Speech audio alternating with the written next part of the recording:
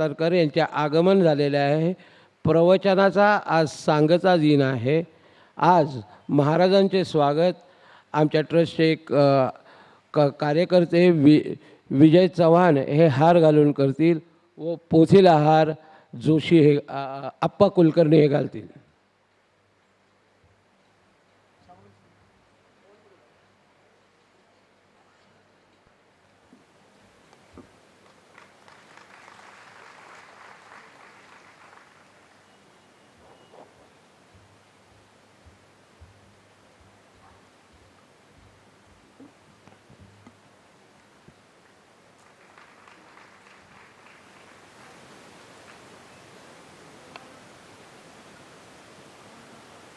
धन्यवाद. त्यांनी अखंड आमंत्रण दिलेलं आहे आणि मलाही बरं वाटतं. अमृतानुभवाची 2 प्रकरणं शिल्लक राहिलीत. तुमच्या ऐकण्याची इच्छा आणि माझी सांगण्याची इच्छा, म्हणजे अजून 2 वर्ष आयुष्य तरी वाढलं.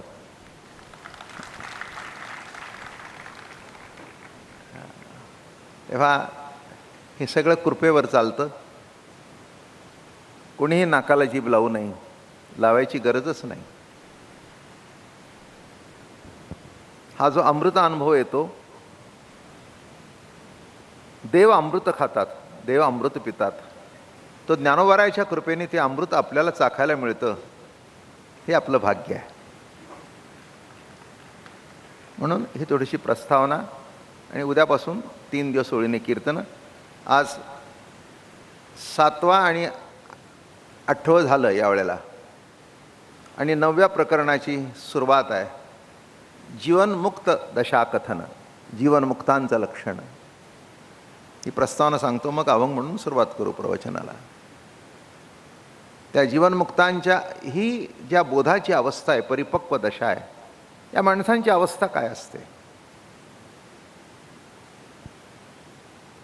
बरं का? काय जीवनामध्ये काय फरक पडतो, कोणत्या भूमिकेवर ते उभे राहतात. हिमालयाचं टोक गाठलं म्हणजे तो काय लोणावळ्याचा खंडाळा घाट घातला असं नव्हे. एखादा म्हणाला मी सुद्धा ड्यूक्स नोजवर जाऊन चढलोय खंडाळ्याच्या, पण ते ड्यूक्स नोज निराळा आहे आणि हिमालय निराळा आहे.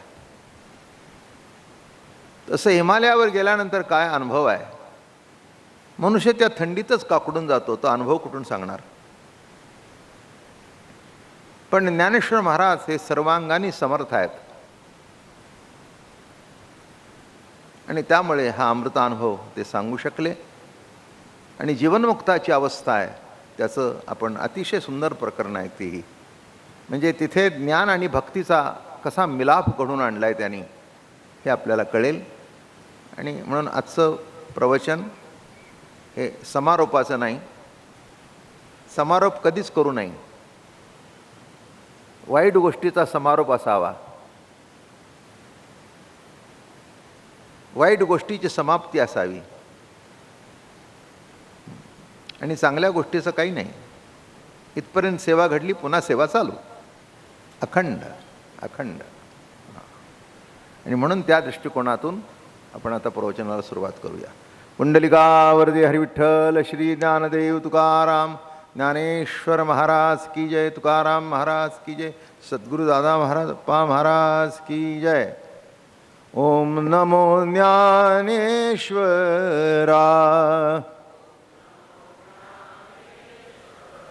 ओम नमो ज्ञानेश्वरा. करुणा करा दयाळा. करुणा करा दयाळा. तुमचा अनुग्रह लाधलो. पावन झालो चराचरी.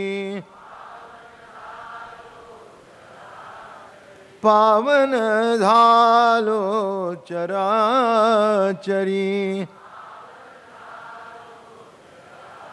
तुमचा अनुग्रह लाधलो. मी कळा कुसरी काहीच नेणे, मी कळा कुसरी काहीच नेणे. बोलतो वचने अतिभाविका,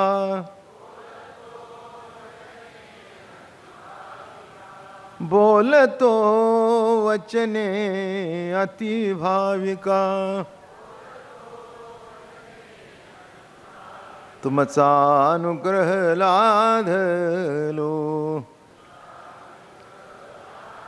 पावन झालो चराचरी,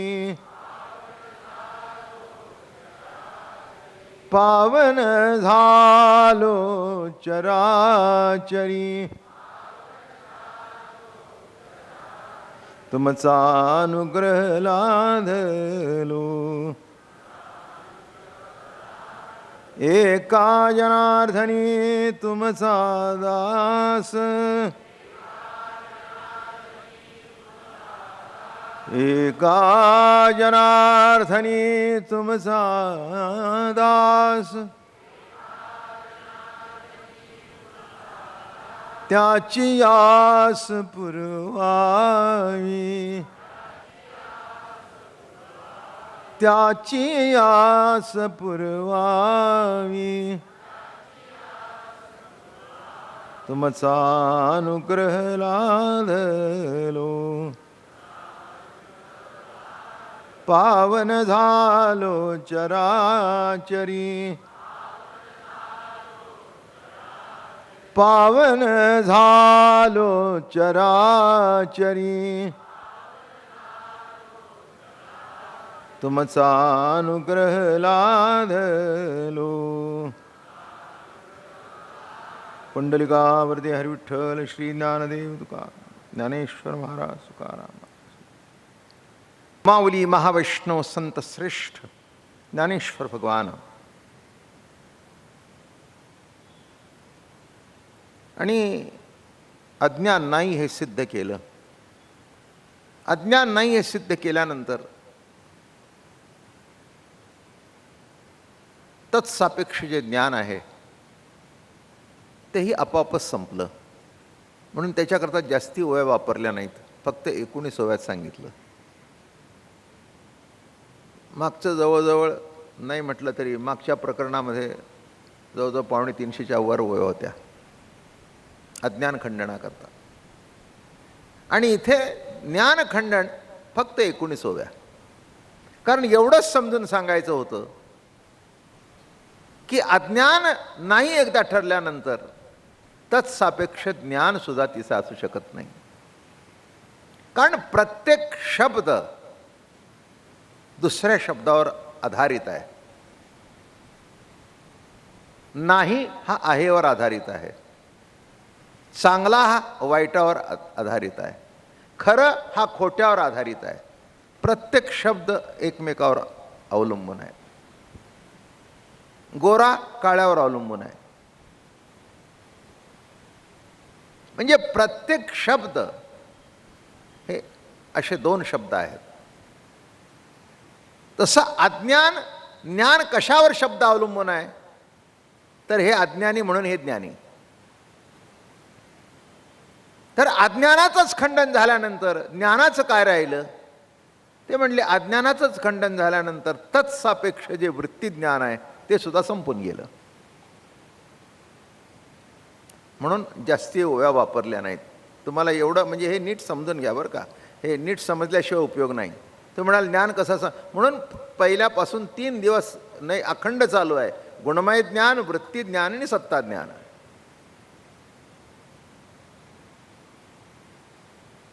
काय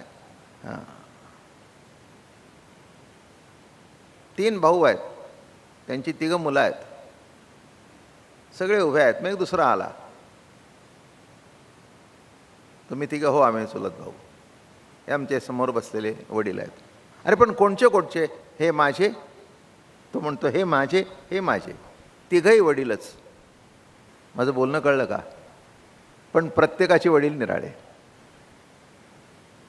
जसं गुणमय ज्ञान निराळं, वृत्ती ज्ञान निराळं आणि सत्ता ज्ञान निराळं. तेव्हा सत्ता ज्ञानाचं खंडन असा अर्थ काढू नका. सत्ता मात्र ज्ञान आहे, त्याचं खंडनच कधी होऊ शकत नाही. पण हे आधारित जे ज्ञान आहे, ज्ञान अज्ञानावर आधारित आहे. एखादा मनुष्य अज्ञानी आहे म्हणून हा ज्ञानी ठरला, म्हणजे अर्थ कळला का? त्या ज्ञानाचं मूळ ज्ञान नाही, तर त्या ज्ञानाचं मूळ अज्ञान.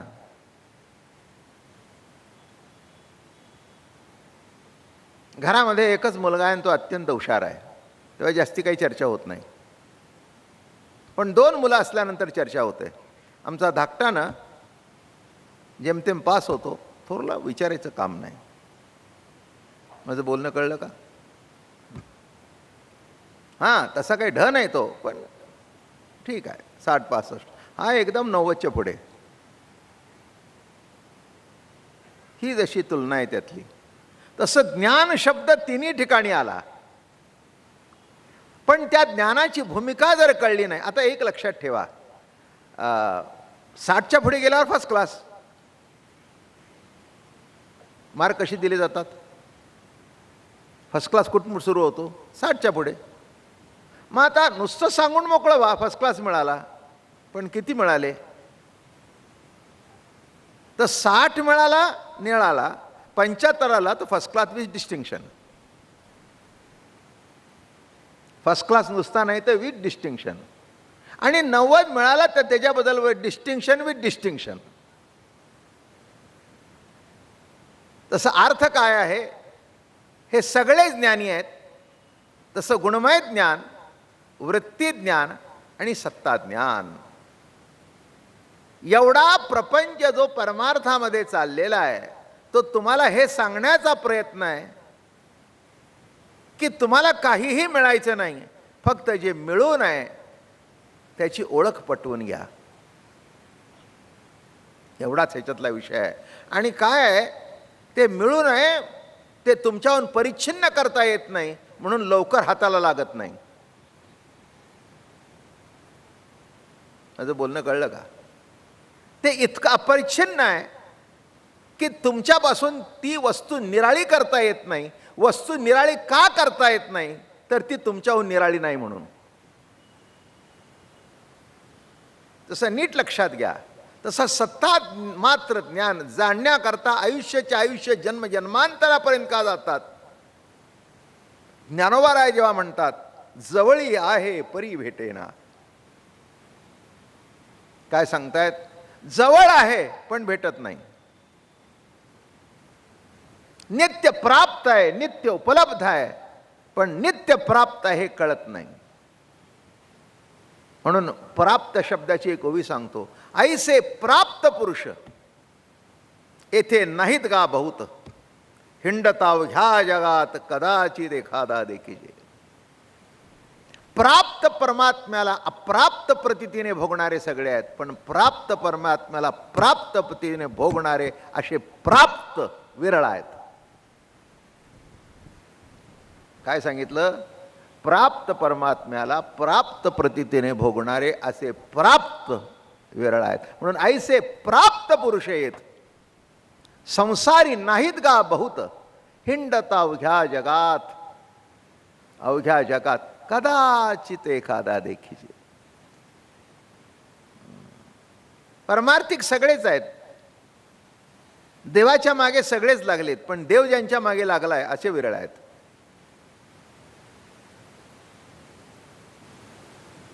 माझं बोलणं कळलं का? सगळे देवाच्या मागे आहेत, पण देव ज्यांच्या मागे लागलाय असे संत विरळा.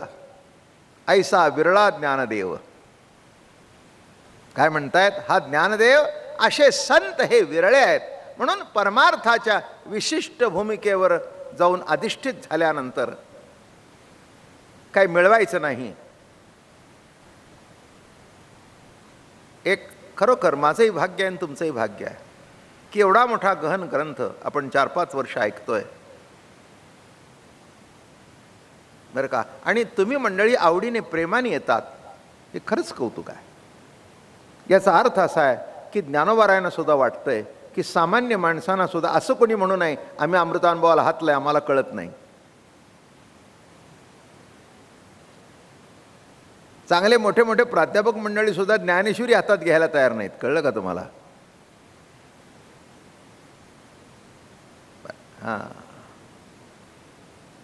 आणि जो ज्ञानेश्वरी शिकवतो कॉलेजमध्ये तो तेवढ्यापुरती शिकवतो आणि शेवटी साहित्याच्या मराठीच्या पेपरमध्ये जर ज्ञानेश्वरी असेल तर ती 12 मार्काची असते. तेव्हा 100 मार्कामधून जर 12 मार्क नाही मिळाले तर काही हरकत नाही, नाही का? म्हणून ज्ञानेश्वरीचा अभ्यासच कुणी करत नाही, कारण ज्ञानेश्वरी ही ऑप्शन आहे. आन्सर दिस ऑर दिस. मग तो तो म्हणला हे ऑप्शन कशाला पाहिजे, बघूच नाही, कारण शेवटी 12 मार्क. माझं बोलणं कळलं का? तसं नीट लक्षात घ्या, इथे मार्कच नाहीत. ज्ञानेश्वरी करता किंवा अमृतानुभव करता कॅटेगरी नाही, सर्व कॅटेगरीच्या पलीकडे आहे. म्हणून शब्द काय वापरलाय, कुणाची लक्षणं? जीवनमुक्त. जीवनमुक्त म्हणजे जीवनातून मुक्त झाला म्हणजे मेला का? नाही, जीवन आहे पण कर्तेपणातून मुक्त झाला. माझं बोलणं कळलं का? जीवन आहे पण कर्तेपणातून मुक्त झाला. प्रत्येक कर्म, लहान सहान कर्मामध्ये सुद्धा असं वाटतं मी केलं. लहान सहान कर्मामध्ये सुद्धा काय वाटतं, मी केलं आणि मी केलं म्हणून झालं.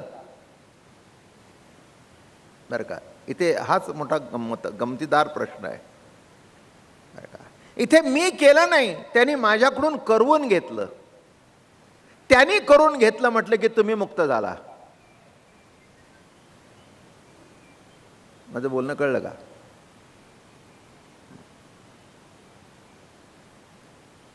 हा घरी आला आणि बायको काही घरात नव्हती, ती माहेरी गेली होती. हा जो तापला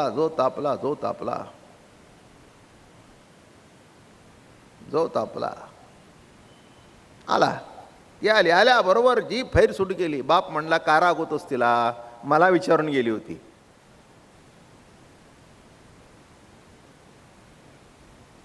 झालं का?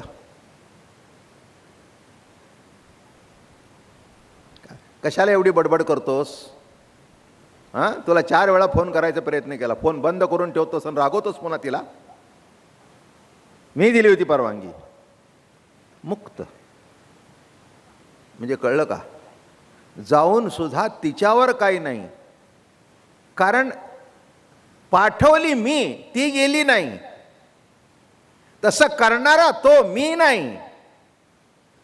करणे का न करणे हे आघवे तोच जाणे, विश्व चळत असे येणे परमात्मेनी. म्हणून करता बाजूला सारला की तुम्ही जीवनमुक्त झाला. हा साधा सरळ सोपा अर्थ सांगतो. तुम्ही कपडे बदलले का, केस वाढवले का, मिशा वाढवल्या का, झोळी घेतली का, प्रश्न नाही आहे. 700 राण्या असून राजा जनक विदेही म्हटलं आला. विदेही राजा जनक, काय आश्चर्य आहे. विदेही राजा जनक, किती बायका? 700. आणि तुम्ही एक नसून सुद्धा मुक्त नाही. कळलं तुम्हाला? एखाद्याचं लग्न झालं नाही तरी तो म्हणाला अहो काय महाराज काय. बघा दोघाची भाषा बघा. अहो का हो घरी का निघाला? अहो म्हणला आमचं घरी कोण आहे, मलाच घरी जाऊन नीट करावं लागतं. दुसऱ्याला विचारलं तुम्ही का घरी निघाला? अहो म्हणला लवकर नाही गेलं तर बायको शंक करते. आलं का? दोघांचं तेच आहे.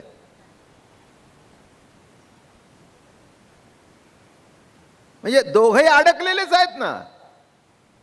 म्हणजे अडकले नाही असं म्हणू नका. तसं बायको नाही केला म्हणजे संसारातून मुक्त झाला नाही. नाही नाही नाही नाही. तसं कर्तेपणामध्ये, कर्तेपणातून मुक्त व्हा म्हणजे जीवनमुक्त झाला. म्हणजे घडेल त्याच्यातून आनंद बघाल. जे घडेल म्हणून तुकाराम महाराज म्हणाले इतकं अवघड नाही, अवघड आहे, सोपं नाही. काही ऐसी दशा येईल माझ्या अंगा, चित्त पांडुरंगा धुरतसे. काही ऐशी दशा, ही दशा माझ्या अंगावर केव्हा येईल. दशा म्हणजे अवस्था, दशा म्हणजे दशा नाही. काय हो त्याच्या संसाराची दशा झाली नाही. दशा म्हणजे ती भूमिका, ती अवस्था. तसं ही दशा केव्हा प्राप्त होईल. माझं बोलणं कळलं का. संसारातला गमतीचा दृष्टांत देऊ का. मातृत्व केव्हा प्राप्त होईल, पती भेटल्याशिवाय नाही. तसं ही दशा केव्हा प्राप्त होईल, सद्गुरू भेटल्याशिवाय नाही. साधं सरळ गणित आहे याच्यातलं. म्हणून ज्ञानेश्वर महाराज जे वर्णन करतायत ते सद्गुरू कृपेने वर्णन करतायत. म्हणून ज्ञानेश्वर म्हणे नाही, म्हणे निवृत्तीदास अवधारी जोजी. निवृत्तीचा दास जो ज्ञानेश्वर आहे तो काय सांगतोय ते ऐका. आणि म्हणून या ठिकाणी अज्ञानाचा दांडोळा घेऊन एकदा ते नाही सिद्ध झालं, मग आता ज्ञानावर येऊन उभं राहिले. ज्ञान अज्ञान हे दोहीचे अभाव होऊन केवळ ज्ञान मात्र राहतं. काय शिल्लक राहतं तिथे, ज्ञान मात्र. शिल्लक काय राहिलं, ज्ञान मात्र. बस केवळ आनंद. आनंद जो घडेल, चांगलं तरी आनंद, वाईट तरी आनंद. ती म्हणाली सोपं आहे का. अहो सोपं नाही म्हणून तर जीवनमुक्त म्हटलंय ना. काय सोपं नाही एवढं तरी ऐकून घ्या. ऐकायला काय हरकत आहे बरं का. लंडनला जाऊ नका, पण इथे बसून वर्णन तरी ऐका ना, कुठे बिघडलं. नाही तर आता स्लाईड शो आहे, टी व्ही चॅनलवर दाखवतातच प्रत्येक देशाची माहिती. आज ऑस्ट्रेलिया, तर उद्या इंग्लंड, तर उद्या इजिप्त, सगळे दाखवतात. जाऊ नका, निदान बघा तरी. तसं आपली प्रवचनं हे एकदम मुक्कावना पोचलेली नाही, स्लाईड शो आहे एवढं समजा. म्हणजे तिथे गेल्यानंतर चटकन म्हणाल हे मी बघितलंय बरं का फोटोमध्ये. काय म्हणजे अगदीच ती जागा अनोळखी राहणार नाही. म्हणजे अशी एक याच्या अज्ञानाच्या पलीकडे ज्ञान आणि ज्ञान अज्ञानाच्या पलीकडे सत्ता मात्र ज्ञान, असं काय